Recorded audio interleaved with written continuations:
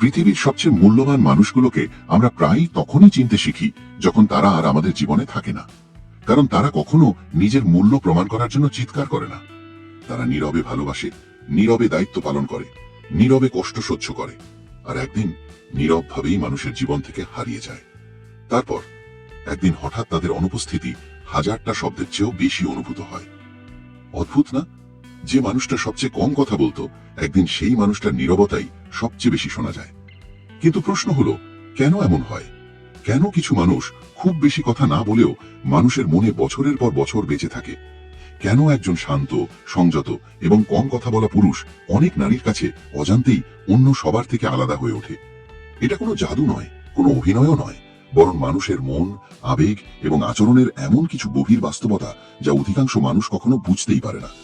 আজকের ভিডিওতে আমরা জানব কেন একজন নীরব পুরুষকে মানুষ সহজে ভুলতে পারে না, কেন তার অনুপস্থিতি উপস্থিতির চেয়েও বেশি অনুভূত হয়, এবং কেন প্রকৃত শক্তি সবসময় উচ্চস্বরে কথা বলে না।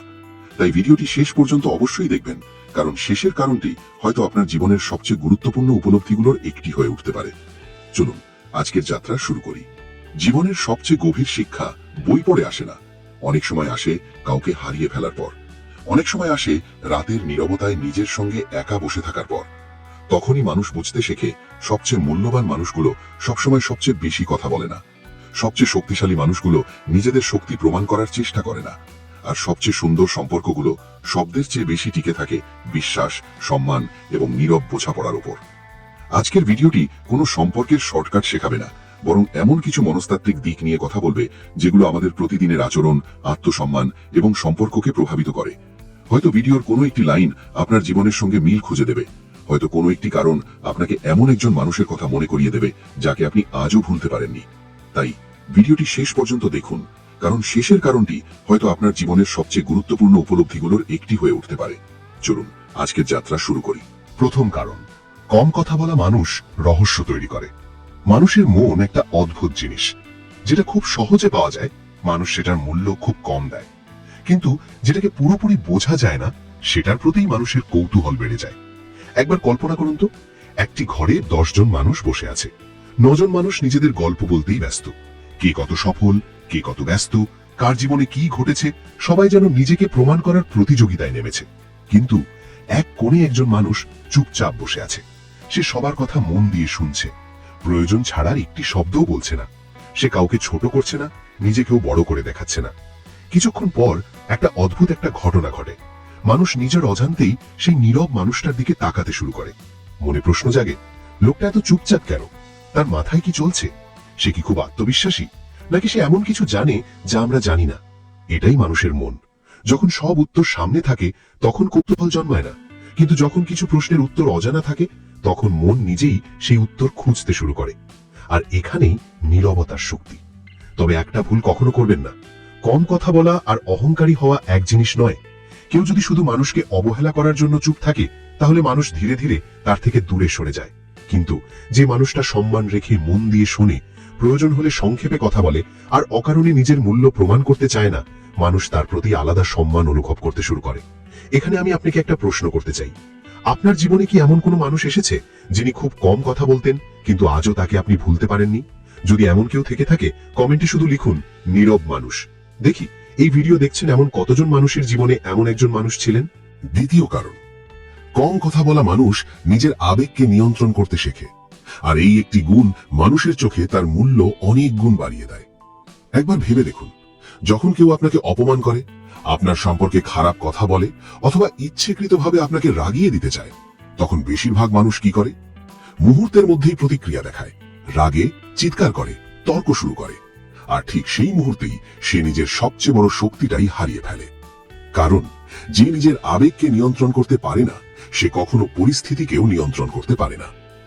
স্টোয়িক দর্শনে একটি কথা বলা হয়, যে নিজের মনকে জয় করেছে সে পৃথিবীর সবচেয়ে কঠিন যুদ্ধ জয় করেছে। এটা শুধু একটি দর্শন নয়, বাস্তব জীবনেও এর প্রমাণ বারবার দেখা যায়। আপনি কি লক্ষ্য করেছেন, যে মানুষটা সব পরিস্থিতিতে শান্ত থাকতে পারে, মানুষ তার সঙ্গে কথা বলার সময়ও একটু ভেবে কথা বলে? কারণ শান্ত মানুষকে মানুষ দুর্বল ভাবে না, বরং হিসেবি এবং আত্মবিশ্বাসী বলে মনে করে। এখন এখানেই একটি ভুল ধারণা ভেঙে দেওয়া দরকার। অনেকেই মনে করেন কম কথা বলা মানেই অনুভূতিহীন মানুষ। না, এটা সত্য নয়।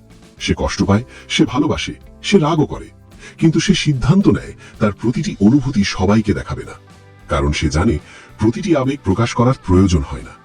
কিছু যুদ্ধ নীরব থেকেও জেতা যায়। হয়তো এই কারণেই অনেক নারী এমন পুরুষদের মধ্যে এক ধরনের নিরাপত্তা অনুভব করেন, যারা প্রতিটি ছোট ঘটনায় ভেঙে পড়েন না বা প্রতিটি মতভেদকে বড় ঝগড়ায় পরিণত করেন না। এর মানে এই নয় যে সব নারী একই ধরনের মানুষকে পছন্দ করেন।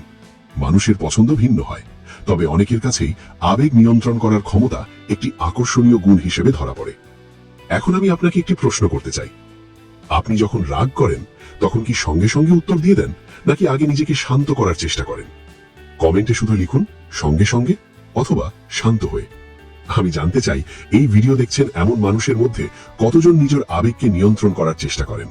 কারণ বিশ্বাস করুন, একজন মানুষের আসল শক্তি সে কত জোরে কথা বলে সেটাতে নয়, বরং সে কত কঠিন মুহূর্তেও নিজের চরিত্র ধরে রাখতে পারে সেটাতেই লুকিয়ে থাকে। তৃতীয় কারণ, কম কথা বলা মানুষ নিজের চেয়ে অন্য মানুষকে বেশি পর্যবেক্ষণ করে। একটি পুরনো কথা আছে, যে বেশি কথা বলে সে খুব কমই শোনে, আর যে মন দিয়ে শোনে সে অনেক কিছু জানতে পারে। মানুষের সবচেয়ে বড় ভুলগুলোর একটি হলো আমরা সবাই চাই আমাদের কথা কেউ মন দিয়ে শুনুক, কিন্তু আমরা নিজেরাই খুব কম মানুষকে মন দিয়ে শুনি।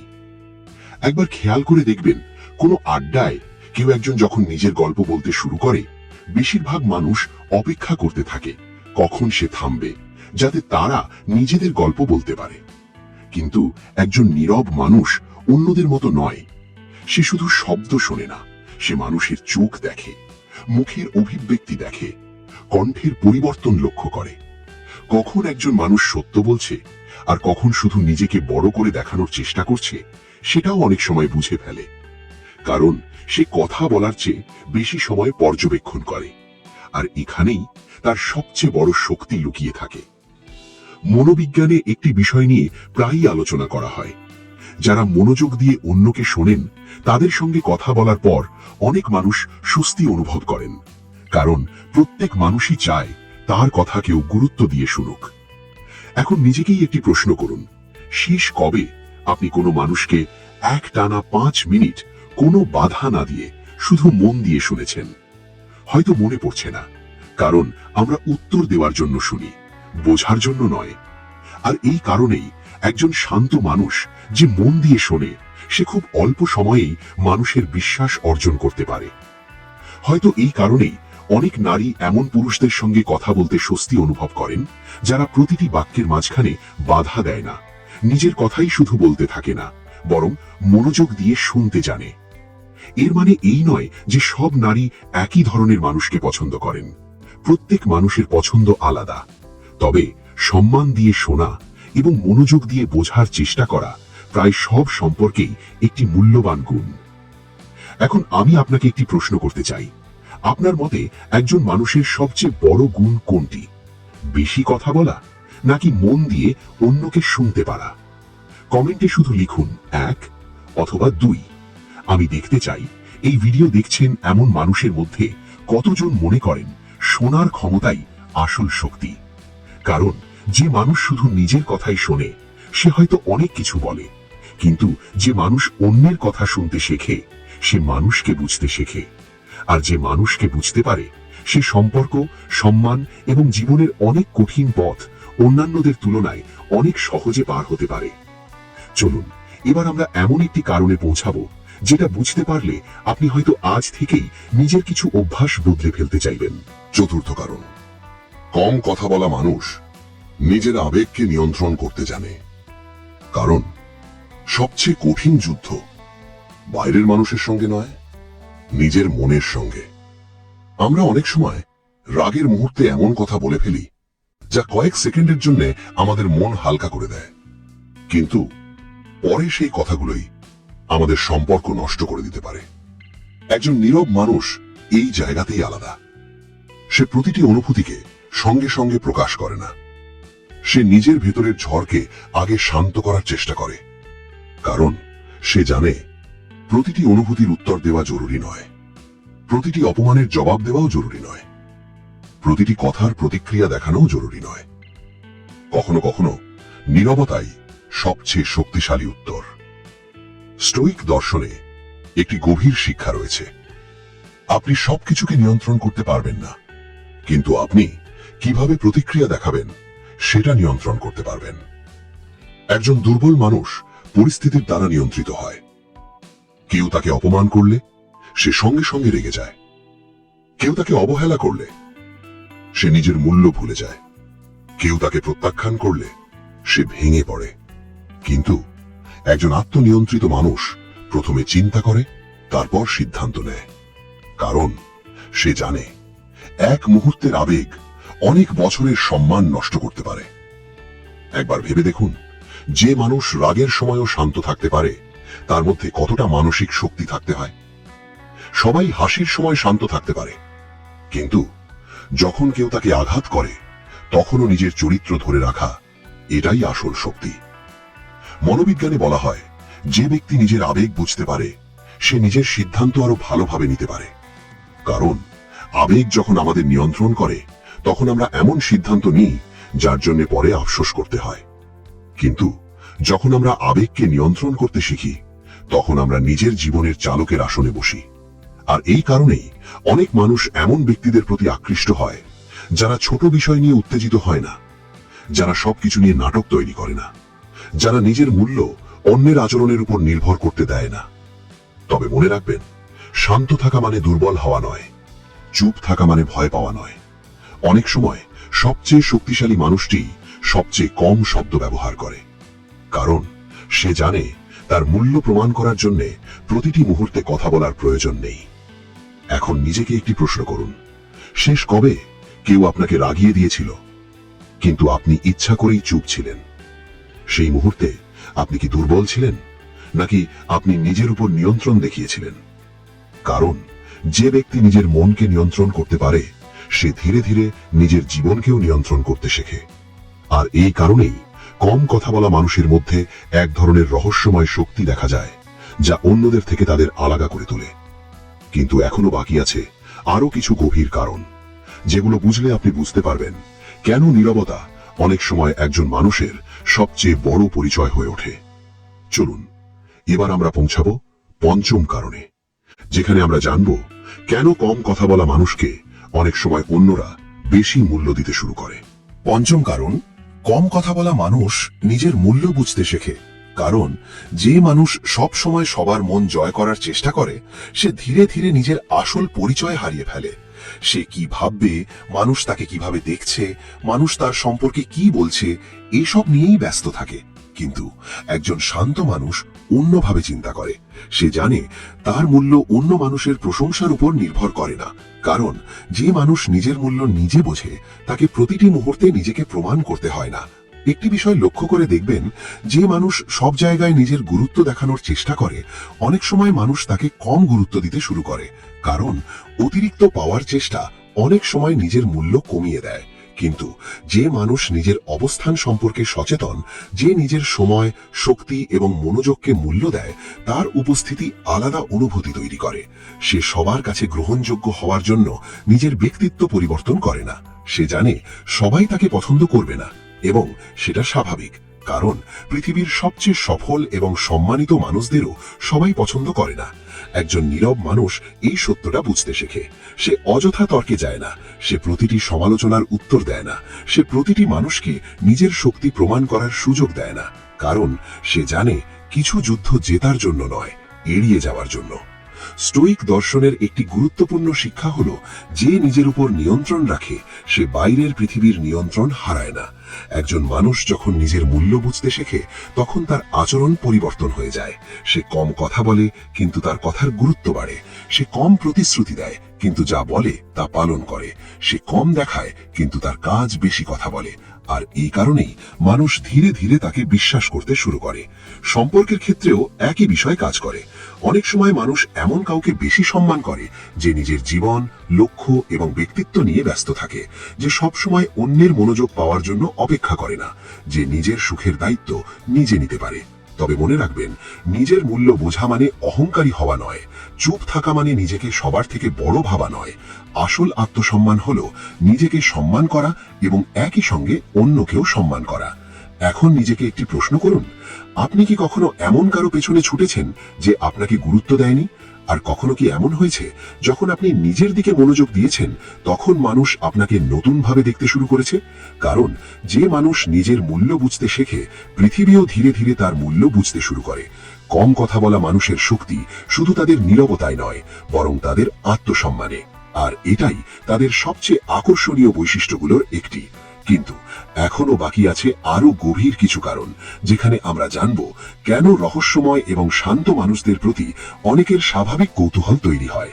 ষষ্ঠ কারণ, কম কথা বলা মানুষ এক ধরনের রহস্য তৈরি করে। কারণ মানুষের স্বভাব হলো যে জিনিস সহজে বোঝা যায় না সেটার প্রতি আমাদের আগ্রহ বেশি তৈরি হয়। একজন মানুষ যখন সব কথা, সব অনুভূতি, সব পরিকল্পনা সবার সামনে প্রকাশ করে দেয় তখন তাকে বোঝা খুব সহজ হয়ে যায়।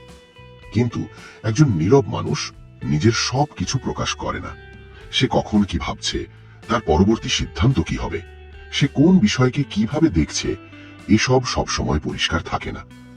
আর এখান থেকেই এক ধরনের কৌতূহল তৈরি হয়। মানুষ তাকে আরো জানতে চায়। মনোবিজ্ঞানে এটাকে বলা হয় কিউরিওসিটি গ্যাপ। অর্থাৎ যখন কোনো কিছু সম্পর্কে আমাদের সম্পূর্ণ ধারণা থাকে না তখন আমাদের মস্তিষ্ক সেই শূন্যস্থান পূরণ করতে চায়। একজন শান্ত মানুষ ঠিক এমনই একটি রহস্য তৈরি করতে পারে। তবে মনে রাখতে হবে, রহস্যময় হওয়া মানে অভিনয় করা নয়, ইচ্ছা করে চুপ থেকে অন্যকে বিভ্রান্ত করা নয়। আসল আকর্ষণ আসে যখন একজন মানুষ নিজের ওপর স্থির থাকে। সে জানে কখন কথা বলতে হবে আর কখন নীরব থাকতে হবে। সে নিজের প্রতিটি চিন্তা, প্রত্যেক অনুভূতি সবার সামনে প্রকাশ করার প্রয়োজন অনুভব করে না। কারণ সবকিছু প্রকাশ করলে অনেক সময় নিজের শক্তির কিছু অংশ হারিয়ে যায়। একটি উদাহরণ দিয়ে বুঝুন, একজন মানুষ যদি প্রতিদিন বলে সে কি করবে, তার ভবিষ্যৎ পরিকল্পনা কি, সে কত বড় কিছু অর্জন করবে, তাহলে মানুষ কিছুদিন পর শুধু তার কথা শুনবে। কিন্তু যে মানুষ চুপচাপ নিজের কাজ করে যায়, একদিন তার ফলাফলই তার পরিচয় হয়ে দাঁড়ায়। কারণ কাজের শব্দ অনেক সময় কথার চেয়ে বেশি শক্তিশালী। একজন নীরব মানুষ নিজের উপস্থিতি দিয়ে প্রভাব তৈরি করে। সে ঘরে প্রবেশ করলে সবচেয়ে বেশি কথা বলে না, কিন্তু মানুষ তার আচরণ লক্ষ্য করে, তার আত্মবিশ্বাস লক্ষ্য করে, তার শান্ত স্বভাব লক্ষ্য করে। আর ধীরে ধীরে তার প্রতি সম্মান তৈরি হয়।